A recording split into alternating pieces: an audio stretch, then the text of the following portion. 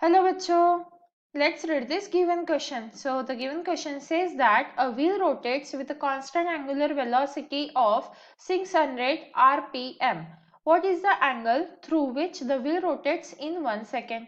तो देखिए बच्चों, क्वेश्चन में हमें क्या बोला जा रहा है कि हमारे पास एक व्हील है जो एक कांस्टेंट एंगुलर वेलोसिटी से रोटेट हो रहा है और इसके लिए हमें n की वैल्यू दी है, मतलब नंबर ऑफ रिवॉल्यूशंस पर मिनट दिया है हमें।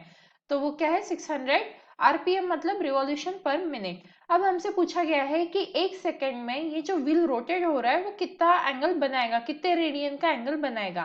तो हमें इस क्वेश्चन में एंगल की वैल्यू फाइंड आउट करनी है। तो अब इस क्वेश्चन को सॉल्व करने के लिए हमारा की कंसेप्ट क्या रहेगा? Key concept to solve this question is, हमें ओमेगा मतलब एंगुलर वेलोसिटी के बारे में बोला है, तो ओमेगा का फॉर्मूला देख लेते हैं हम। ओमेगा इज इक्वल टू क्या होता है? Twice pi N. एन क्या है? हमारा नंबर ऑफ रिवॉल्यूशंस पर सेकेंड है, क्योंकि देखिए टाइम भी जो है वो सेकेंड में दिया है, तो हमें ये जो आरपीएम है इसे आरपीएस में कन्वर्ट करना होगा।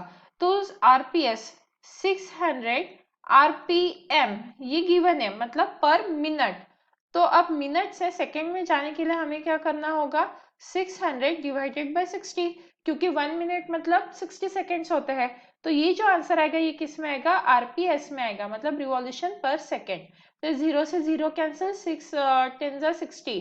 तो हमारे पास n की वैल्यू क्या आ गई है? 10 आरपीएस। तो ये हो गई n की वैल्यू जो हमें क्वेश्चन में गिवन है। पर क्वेश्चन में हमें एंगल भी फाइंड आउट करना है, मतलब थीटा की वैल्यू हमसे पूछी गई है। तो थीटा इज इक्वल टू क्या होता है? ओमेगा इंटू टी, मतलब एंगुलर वेलोसिटी इंटू टाइम होता है। तो अब इस क्वेश्चन को हम इन दो फॉर्मूलाज की हेल्प से सॉल्व कर सकते हैं। सबसे पहले हम एंगुलर वेलोसिटी फाइंड आउट करेंगे, तो omega is equal to twice pi n होता है, पर एन की वैल्यू क्या है?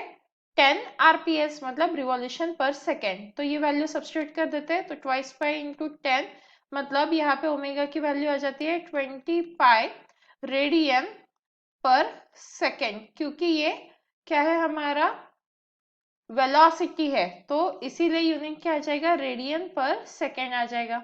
अब हमें क्या करना है? थीटा की वैल्यू फाइंड आउट करनी है। तो अब हमारे पास ओमेगा की वैल्यू है जो है 20 पाई, और टाइम की वैल्यू भी गिवन है, दैट इज 1 सेकेंड।